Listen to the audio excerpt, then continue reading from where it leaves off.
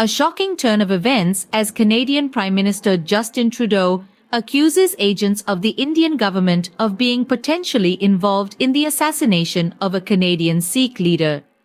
Trudeau's allegations have sent ripples through diplomatic circles, stirring a hornet's nest of disputes and discussions. The Indian government, in a swift counter, dismissed these claims as interference in their internal affairs and expelled a Canadian diplomat in a move that has undoubtedly strained the relations between these two nations.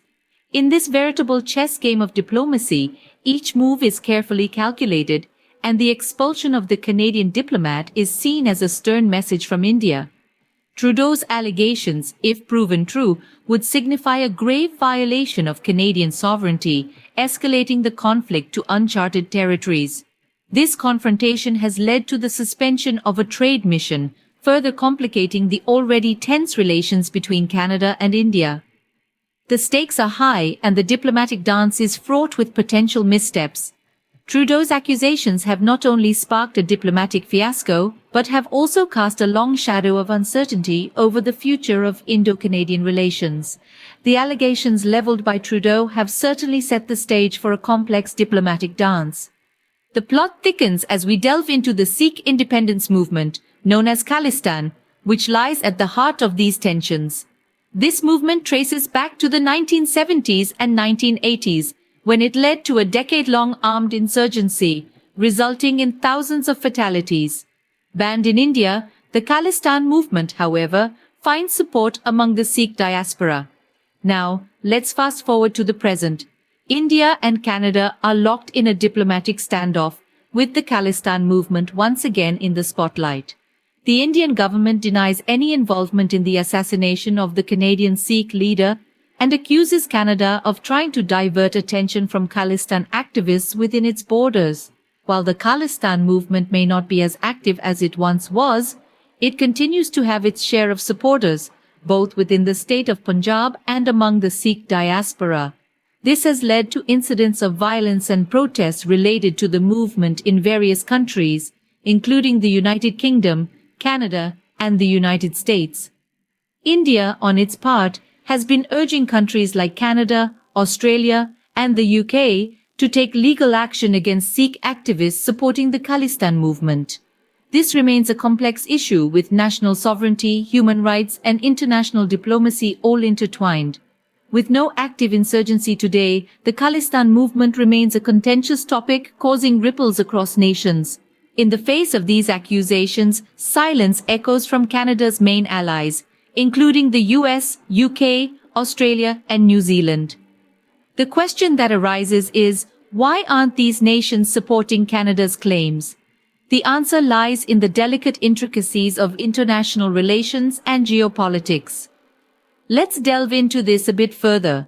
These nations, each with their own vested interests, are seemingly choosing to prioritize their relationships with India over their alliance with Canada. Why, you ask? The answer is twofold: India's burgeoning economy and its strategic geopolitical location. India, with its rapidly growing economy, presents a promising opportunity for these countries. Trade, investments, and economic collaborations are at stake here. For instance, the UK is currently seeking a free trade deal with India.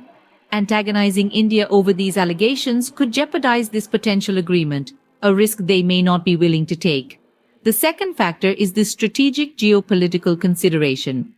With the rise of China as a global power, these nations perceive India as a crucial counterweight. Their silence can be viewed as a strategic decision to maintain this balance of power. The US, while expressing concern over the allegations, remains focused on its relationship with India. Similarly, Australia and New Zealand, though silent, are likely considering their own geopolitical strategies. It's also worth noting that Prime Minister Trudeau has toned down his rhetoric following India's expulsion of a Canadian diplomat. Without concrete evidence to support the allegations, the international community seems reluctant to risk their relationships with India. This silence speaks volumes about the complexities of international diplomacy in our interconnected world. As we navigate through this tangled web of accusations, denials, and silence, let's take a moment to summarize the key points. We've seen Canadian Prime Minister Justin Trudeau shock the world by alleging a potential link between agents of the Indian government and the assassination of a Canadian Sikh leader. This has caused a diplomatic storm, leading to the expulsion of a Canadian diplomat from India and straining relations between the two nations. In the midst of this, the spotlight has been cast back onto the Khalistan movement, a Sikh independence movement that was active in the 70s and 80s. Although there's no active insurgency today, the movement still has supporters both within Punjab and amongst the Sikh diaspora, adding another layer of complexity to the situation. Yet, in this international drama, Canada's main allies have remained conspicuously silent. The world's major powers, including the US, UK, Australia, and New Zealand, have refrained from echoing Trudeau's allegations, seemingly prioritizing their relationships with India, a growing global power. As the dust settles on these allegations, the world watches with bated breath to see how this saga will unfold.